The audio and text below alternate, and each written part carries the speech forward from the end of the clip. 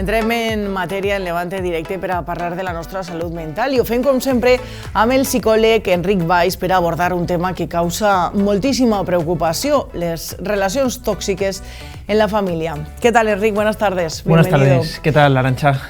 Hablamos de la familia, complicado. A veces entiendo que es uno de los temas que se abordan habitualmente en consulta. Sí, es un tema de... Mira, es curioso porque es uno de los temas que más vemos y más durante estos últimos meses. Porque, y además es un tema que tampoco está muy normalizado, ¿no? Cuando hablamos siempre de relaciones tóxicas, siempre lo identificamos con la pareja o con uno mismo, ¿no? Pero nunca se habla de la familia.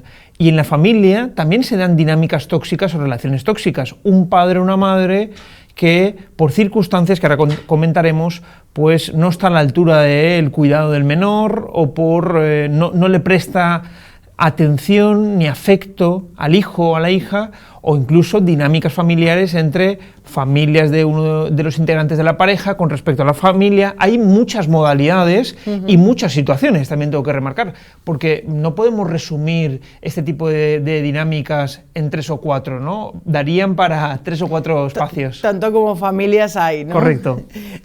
¿Cómo puedo saber si estoy en un ambiente familiar tóxico? Primero hay que hacerse una pregunta: ¿por qué hay familias que no cuidan o no dan el afecto que deberían de dar, ¿no? Porque uno de los motivos por el cual tratamos nosotros en consulta es la carencia afectiva, ¿no? Entonces, ¿cómo podemos saber? Bueno, es que primero hay que entender que el padre o la madre en ocasiones repite el mismo patrón que ha recibido en casa. A no ser que sea consciente y diga, no voy a volver a repetirlo. Entonces, normalmente se suele repetir de generación en generación y aparecen ciertas limitaciones. Uno de los motivos que observamos también en consulta es, por ejemplo, ese sufrimiento que uno tiene porque la madre o el padre no está o no le presta atención suficiente, o no le da el amor suficiente, que es muy importante, o no le da, insisto, tiempo de calidad. Entonces, aquí hay que identificar, ¿cómo sé si mi familia está siendo tóxica o no? Pues cuando nos hace daño, cuando vemos que intentamos comunicarnos y obtenemos un no por respuesta, una mirada hacia el otro lado, o simplemente un ninguneo o una culpa. Esas frases que también hemos oído de, bueno, es tu obligación, fíjate tú que... Porque dentro de la familia tóxica hay una modalidad que es cuando el padre o la madre es muy autoexigente y busca la perfección.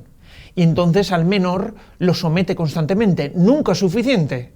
Es cuando el hijo va a clase, viene de clase, va a casa y dice, papá, mamá, he sacado un 8, ¿y por qué no he sacado un 10?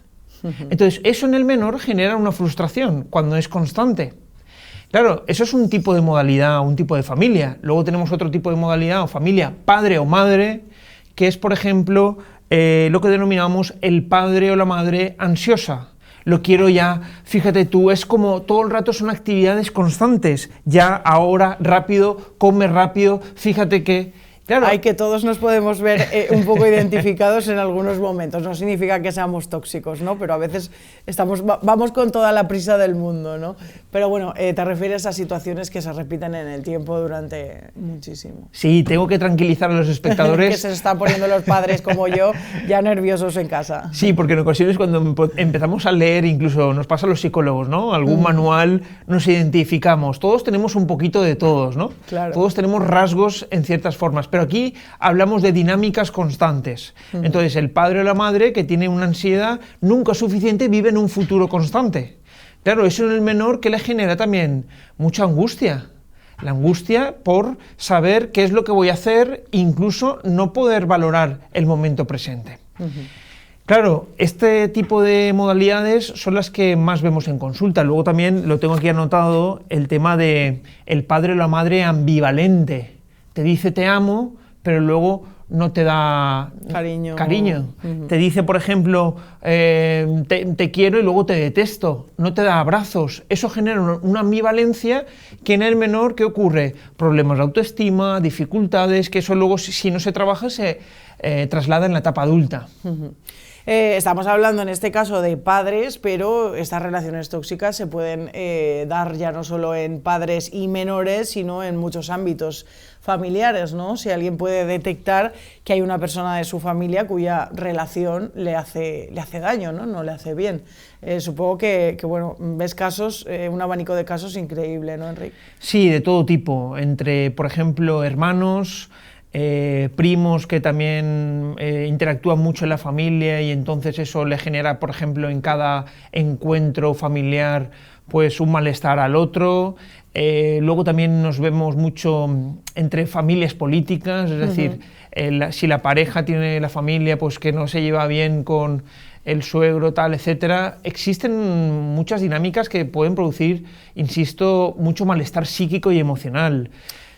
¿Cómo afecta a la salud mental este tipo de relaciones tóxicas?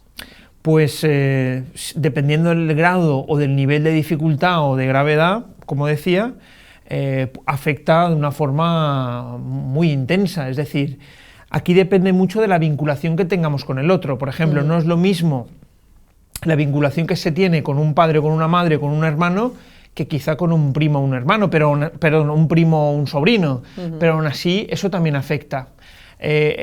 Una de las cuestiones que se suele mucho escuchar en consulta es el paciente cuando dice que por qué no ha recibido quizá esa parte afectiva por parte de la madre o por qué tiene ataques constantes por parte de un padre, ¿no?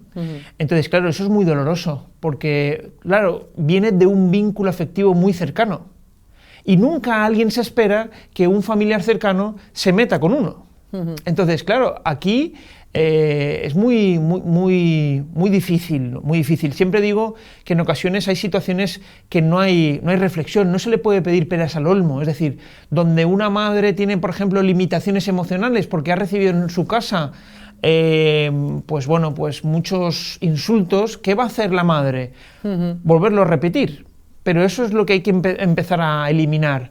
¿Cómo se trabaja en esto en consulta? Pues al paciente se le dice que la distancia física genera distancia emocional. En muchas ocasiones ese núcleo tóxico de la convivencia afecta de una forma constante al paciente. ¿Qué hay que decirle? Pues a veces no se puede ir. La pauta es un contacto mínimo, estar lo mínimo posible en casa. O sea, porque es que, claro, tenemos muy inculcado en nuestro inconsciente colectivo la familia, sangre de nuestra sangre, la familia lo es todo. Ya, pero es que ¿y si tengo una madre o un padre que se está metiendo conmigo constantemente? O que tiene algún tipo de conducta adictiva, o que resulta que no tiene ningún tipo de atención o de calidad en el menor. ¿Ahí qué ocurre? ¿Qué hacemos? Ya que al final, porque sea tu padre o tu madre, no tienes por qué aguantar esto y al final, hay dos posibilidades, ¿no? Intentar solucionar o distancia, ¿no? Yo creo que es la decisión más dura, pero a veces es la decisión más correcta, ¿no? Para el propio bien.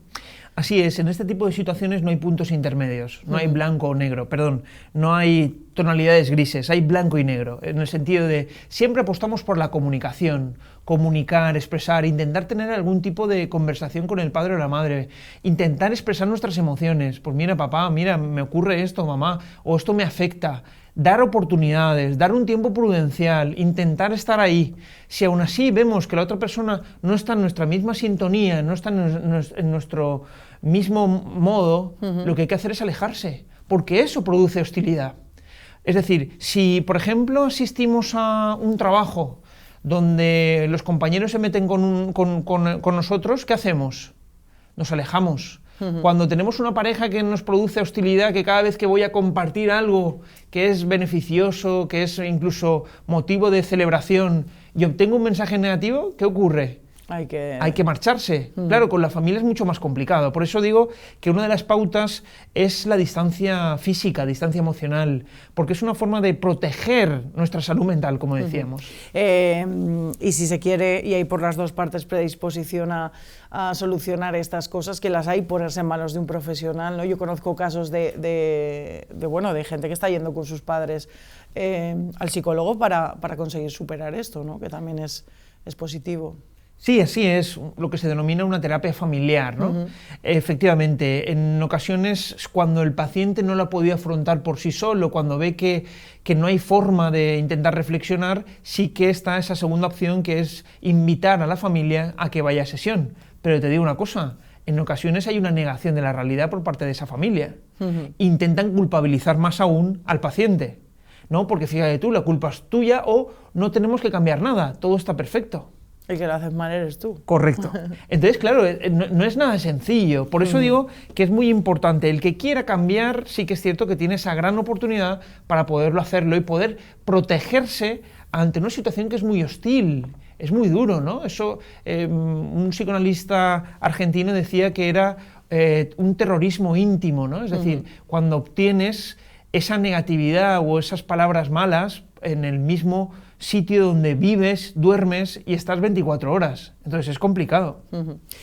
Enric, muchas gracias por contarnos un poco de esta realidad que seguro que a muchos desde casa les suena o les resulta familiar, nunca mejor dicho. Gracias, un placer como siempre. A vosotros, a ti, Arantxa. Bueno,